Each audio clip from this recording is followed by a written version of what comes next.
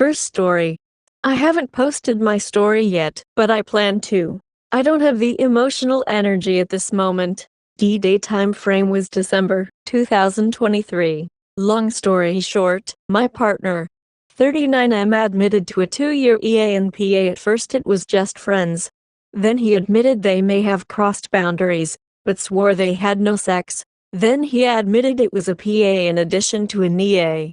All of these admissions were preceded by me finding out information that pretty much made it impossible for him to keep denying. He claims he has gone total NC with AP. He claims it was a relief on some levels to have this brought to light, as he knew it couldn't keep going on, and he was starting to get resentful of her increasing claims on his time and energy. He claims he made it clear to her that he would never leave me for her and that she knew this. He has described her to me as an easy outlet and a distraction. He told me that she told him she loved him, and he repeated it back, but he did not love her on a deep level. He says it was more like affection and admiration, respect in a friendly way. He speaks another language, and in that language there is a distinction between romantic love and friendly love. He says whenever he told her he loved her, in his head he meant the friendly love type. He has told me he has deep love for me that never went away, although he found our relationship very difficult the past couple years. Men of surviving infidelity. I would so appreciate your thoughts on this. Is this plausible to you? I am a woman, and if I had been having sex with someone for 2 years, I would not be able to prevent myself from falling in love with them. Is there any way that it's possible that despite the 2-year EANPA, he didn't love her in a deep, romantic way? P.S. I know on some level, the answer doesn't matter in terms of what I do now.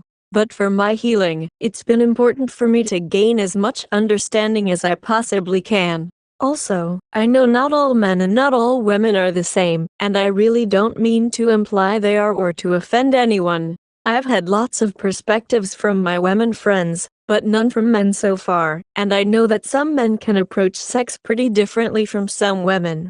Thank you for reading, and thank you to everyone here for your support.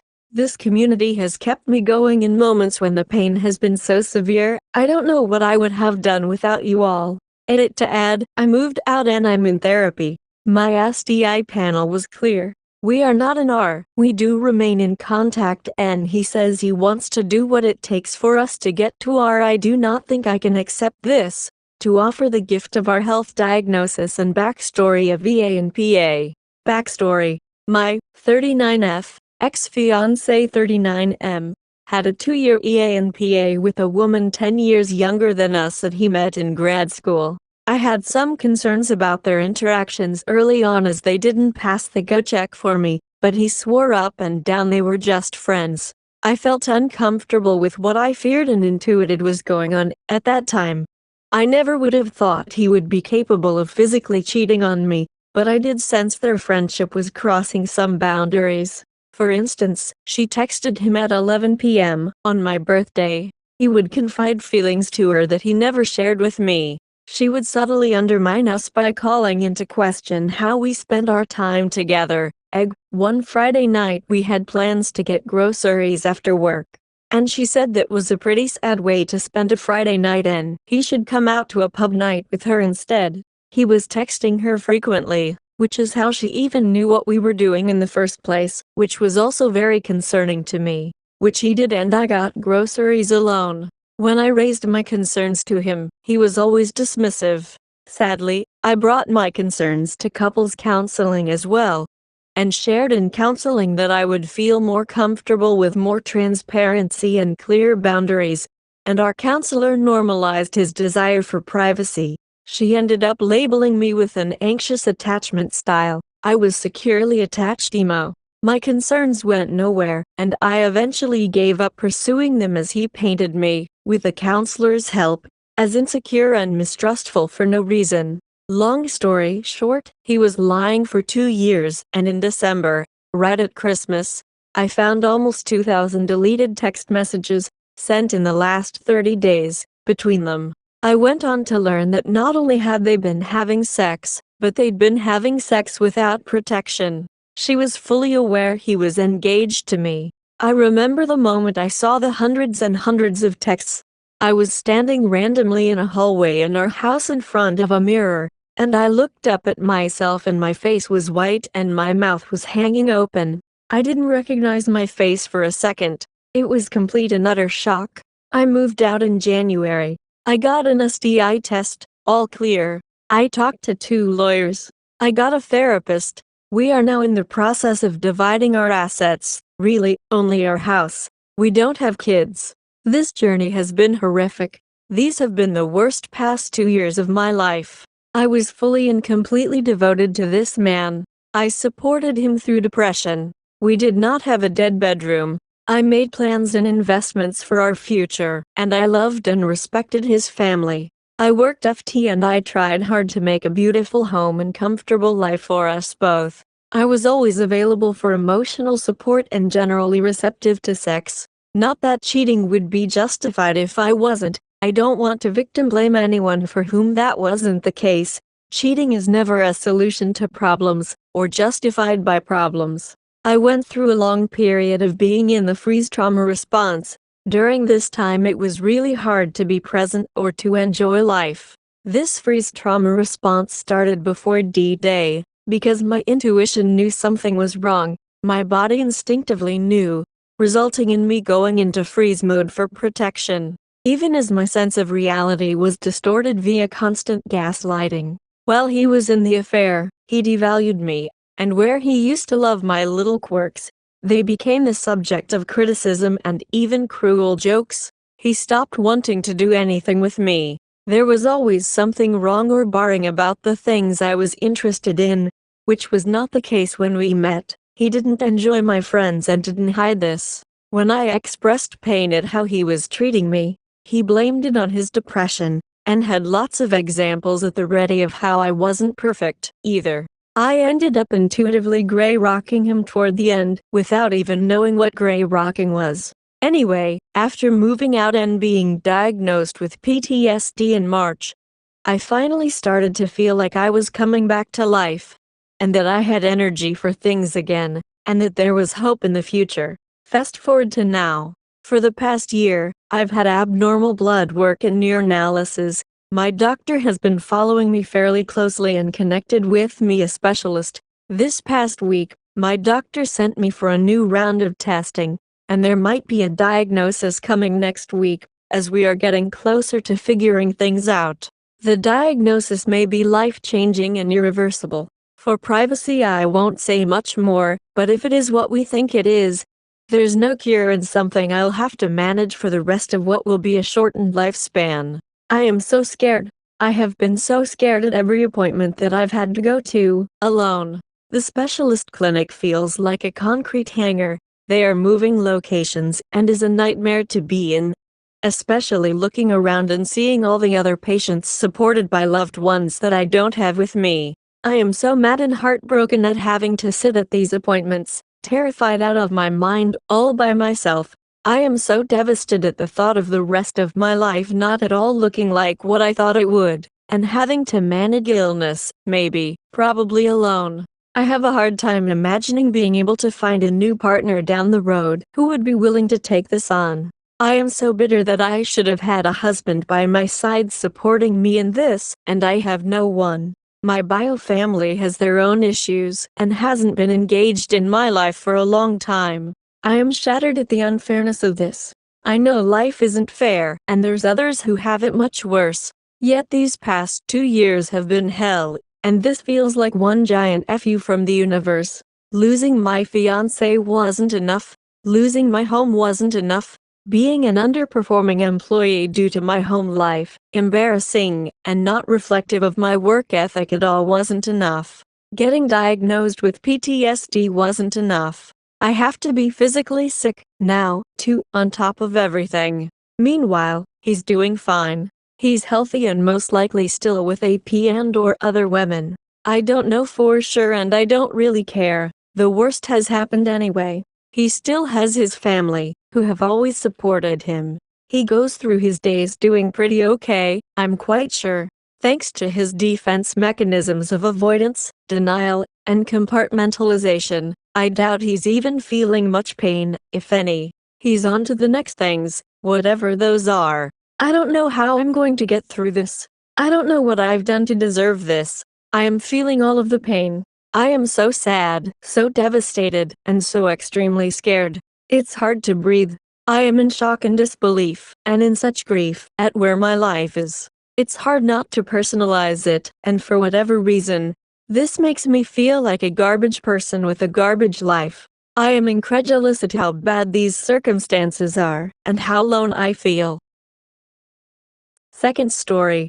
So me, 20F, found out my mom was having an affair with another male when I was 12 or 13. She would always be on her phone texting him all night long. And if I asked her to stop texting him cause I'd sleep with her, and she'd verbally abuse me saying she's doing nothing wrong and to mind my own business. She eventually ended that relationship for IDK what reason. My dad is deaf in 1 year, and my mom was forced to marry him when she was of a young age. It was an arranged marriage and she was never happy in her marriage. After a few months of ending her affair, she started getting close with another guy who was 2-3 years younger than her, and he was unmarried. I saw a picture of both of them kissing, but I didn't confront her about it cause I was too scared, and I was still pretty young. Then he started meeting with me and my mom. He would buy me stuff and started addressing me as his daughter.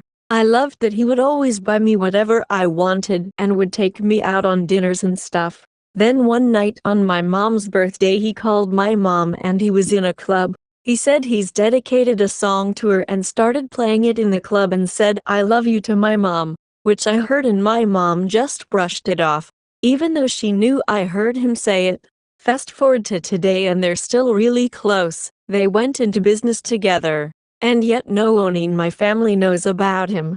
I've never used the word affair around her, but I've given her so many ultimatums over the years that it's me or him, but she's always chosen him.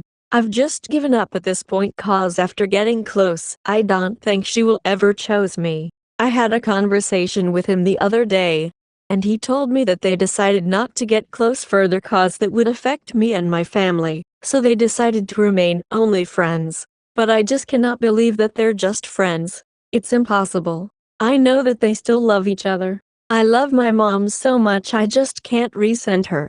She tells him everything about me, and he's really involved in my life like he chose which college I need to go to. Their relationship normally is cheating for me and I've cheated on myself so many times and don't feel guilty about it. I don't want that guy in my life anymore, but I DK what to do. Third story. Warning, this is going to be long. It's been 3 months since my ex and I broke up and I'm still struggling. Very few people know what truly happened, and the ones that do don't believe me or think I'm being dramatic. I need some validation and advice. My ex and I are both in our late 20s. We come from an area where everyone knows everyone and people stay friends with each other for life. He has been acquaintances with my oldest brother and his friends since high school. We officially met at my family's foundation's annual event. We lost our other older brother to suicide 4 years ago and started the foundation in his name. My ex owns a company and they are corporate sponsors of our foundation. He came on very strong, to the point where I almost stopped talking to him multiple times because it was too much. He compared me to his favorite grandma 2 weeks after meeting. I talked to him about it and he agreed to slow down and that he was just excited. We ended up becoming official over a month after meeting. I met his parents right after that. Our entire social circle knew and people kept saying how good we were together because we are both so nice. We continued to date. He continued to talk about the future. He was my first BF, so even though I knew something was off about him, I continued because everyone told me how good of a guy he was, and I thought he'd be an idiot to hurt me when not only my brother but his friends threatened to beat him up if he did. He started to change a few months later though. His line of work is insanely high pressure. He would get calls 24/7 for work. He slept through a date one time because he was so sleep deprived and didn't take care of himself, rarely ate, always smoking weed, etc. He turned mean, distant, and inconsistent. We would rarely text because I didn't want to disturb his work, but when we were together, he was always texting people. I tried to ignore it, but there would be times I'd try to soothe him or ask him what was wrong and he'd snap at me. I finally asked him what was going on and he blamed work. He said he felt he trapped me and I was an innocent bystander in this. I gave him several chances to end it and said I know there is pressure for this to work, but I'd rather he be honest if he wants out. Things only got worse. There was female shampoo and conditioner in his shower, which wasn't mine. He pretended it was his, even though he's balding. I also started getting chronic yeast infections, BV, and UTIs immediately after we started hooking up. He watched me go to countless doctor's appointments and take every medication under the sun. I even had to get a cervical biopsy. We couldn't have sex for 2 months because I was afraid I would give him an STD. My doctors still don't know what is wrong with me to this day. I eventually had enough and went through his phone the day after he tells me he's stepping down from his position at his company. I find he is hiding texts to his married ex. He changed her contact name to a guy's, muted her texts, and deleted the prior messages. She texted him around midnight that night asking where he was. He responded not tonight, another night. I confronted him and he gaslit me. He said he didn't know why he responded that way, and that he hid it because we weren't in a good place and didn't want to add more stress. He said his life would be over if he was cheating. He said he didn't care about her and that she reached out to catch up, but her husband doesn't know. We broke up 2 weeks later, even though I begged him to care for me. Another ex of his called in the middle of our breakup, and he pretended not to know her, and suggested I set it up to have someone call him. The breakup was mutual because I was so exhausted by his lies that it would be a waste of time to fight him. He tried to give me a Valentine's Day card that said I love you and a gift card while we broke up, and asked to buy me a drink down the line and said he's staying a sponsor of our family's foundation. I've had a complete mental breakdown ever since. I have a past with anxiety, so my family thinks that I'm being dramatic and are downplaying what happened to me, saying I don't have proof he cheated. He is moving on. He's been socializing and going to weddings with mutual friends. I have been isolating and am not being invited places because he told people I went through his phone. I've been told by my older brother that I'm experiencing consequences to my actions and that I shouldn't have told people what happened cause I don't know for sure. I feel abandoned by my ex and family. It has caused me to believe this is my fault. I don't know how to move forward. How could someone be so cruel? Fourth story. Found out I was pregnant a week or so ago. Told my boyfriend of 7 years, and when he heard the news he was overcome with joy. Everything was pretty much perfect in my eyes. Everything was going smoothly up until last night, when I got up from bed to go to the bathroom and saw the light flash on his phone. I never went through his phone before just because I never felt the need to. I've always believed him with my whole heart since we had both agreed infidelity was a deal breaker for the both of us. As soon as I unlocked his phone, I did not see anything fishy until I started scrolling through his IG and Messenger. I have found literal proof of him cheating on me, both physically and emotionally with multiple women through our relationship. Even his close friend were aware of it at the time, judging by the messages. Out of those 7 years, he was actively engaging with other women for 5 years. And just in the last 2 he stopped doing so, 2023, and this year by far. Or maybe he just hides it better now? I am shocked beyond belief. I can't even describe what that did to me emotionally. My nervous system is a fucking wreck. I am 6 weeks and 5 days pregnant and I have no idea what to do. Should I confront him? What does a person do in this situation? I don't have a job as of yet because I have just finished my master's degree. Today I've scrolling away looking at abortion options and it's killing me. I have no idea what to do. Is it foolish of me to think that maybe he can change? I am in total disbelief. I don't know how I'm even typing all of this out. Fifth story. Venting and wanting insight. Yesterday I found out my now ex-boyfriend had been fooling me for the entirety of our relationship. A friend of mine sent me screenshots of him making lewd comments to her online, which then led me to message his ex before me based on a gut feeling. His ex and I talked on the phone. and she provided receipts of him calling, texting her from over a dozen fake numbers, paying her to unblock him, emailing her, paying her for nudes, him sending her nudes, him calling and reaching out very frequently from day one of our relationship up until the end. This whole time, I'd been expressing that I did not feel cherished, desired, adored, or wanted. Whether that was through intimacy, compliments, or dates, despite making an effort to plan dates for us, gift him things, compliment him, make us dinner, or initiate intimacy, he made excuses about how he's always busy.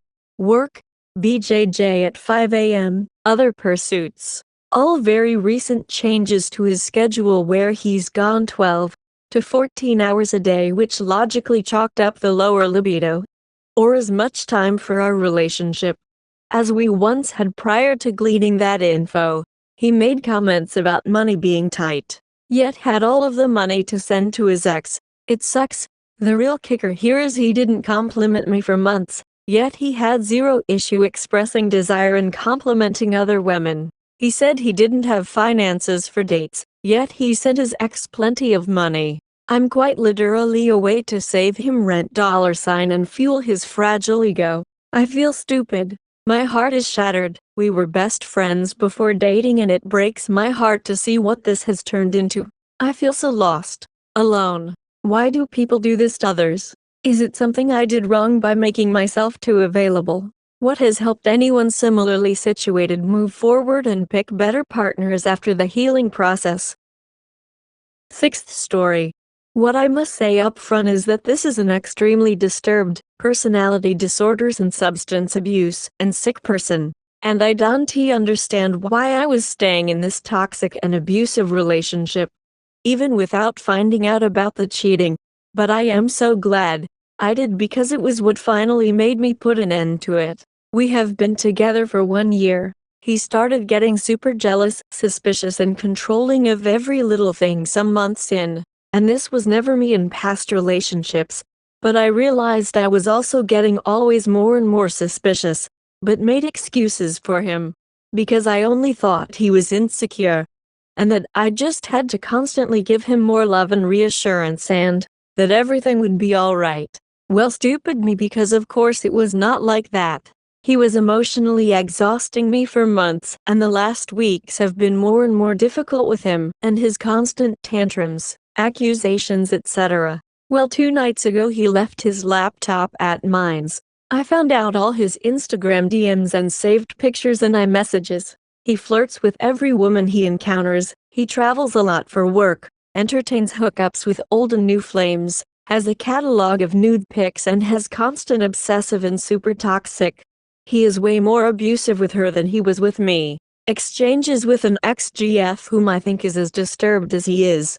I found evidence of at least 3 encounters he had and multiple lies. I cannot even imagine the things he deleted and what is on his WhatsApp. He was not logged in the laptop, but that was way more than I needed as proof. So I found all of this last Sunday around 10 p.m. He came home at 2:30 a.m., and in the meantime I had packed all his stuff. He was staying at mine's.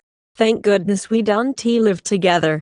And made a list of things that had to be taken care of, giving me back my keys, paying me back for some flights I had just bought to travel with him, delete all of our interactions, delete all of my pictures. I also deleted all my pics from his laptop, but couldn't he of course delete from the recently deleted because it takes a password. I had him delete the recently deleted from his iPhone in front of me, and hopefully that got rid of everything on all his devices. Right as he came in the door I was calm and sat him down and told him we got things to do. Needless to say, he became like a desperate, traumatized little whining boy saying he just did it because he was sure I was also cheating, so in his logic I am at fault for everything. Saying stupid shit like he wants to marry me and from now on I can manage his Instagram account. He is a public figure, and he is going to block all of these people. Saying people are constantly after him, lol, for HRS of absurd convos that led to nothing. Of course, I am glad I removed this cancer out of my life. I just have to make sense of why I have so little self-love to have allowed such a sick person in my life. and have me annihilated for months. Long way to healing, but already feeling way lighter. Fuck out my life now. He left at 6:30. I was just too kind to not leave his stuff on the street, and he still has to pick up all his shit after that, blocking his ass. 7th story. I'm torn apart and looking for advice. I've F/41 been dating an amazing man, M/34, for about 2 years, or I thought he was amazing. Emotionally, physically, etc. all of it's aligned. I love to laugh with him and we always love spending time together. He moved in with me and my 7-year-old about a year into the relationship, and him and my son adore one another. We have a puppy we got last year. I've met his family and love them, and he loves mine. I was pregnant with his child last year, which we both wanted, but unfortunately I lost the pregnancy. Early this year, I was about to send a photo from his phone to mine. He had handed me his phone for this purpose, and when went to send, I saw one of the suggestions last texted with some woman from Snapchat. I am not a child, therefore not on Snapchat, so I've never really thought about whether or not he has the app, etc. I kind of froze and asked who that was. At first he tried to act as if he had no idea, it must be random, and when I told him I knew that it wasn't random, he admitted he had been messaging women on Snapchat, but that was all. We are in a mutually agreed upon monogamous relationship, and messaging other women sexually or flirtatiously isn't okay for either of us, at least in words. I asked to see his Snapchat and he refused, saying he didn't want to show me because he was ashamed of how he talked to women, and that there were quite a few women on there from his past before he knew me, etc. He claims he didn't know any of them, and they were just random people who he saw sexual videos of, etc. I cried a lot and he cried, and we discussed, but I decided after a while that I could try to move past it. He deleted the app and account, and gave me the password to his phone and laptop, and turned on notifications, etc. I never actually went through his phone though, but felt better that I knew I could, I guess. I just didn't want to be the police in a relationship. I told him to tell me now if there was anything else, because if I found out later I wouldn't be able to stay. He swore up and down there was absolutely nothing else, and that this would never happen again. Honestly, since that incident I have been pretty anxious and paranoid. It did a number on my self-esteem and trust, but I was feeling a bit better as time passed. He would leave his phone near me, and didn't seem to be acting shady. I figured we could get past this. He continued to assure me all of that was in the past. Fast forward to March-April. He had to work out of town for 3 weeks, production work, and we both knew it would be a bit hard given the trust issues. But that's his job, and at the end of the day, I have to accept that.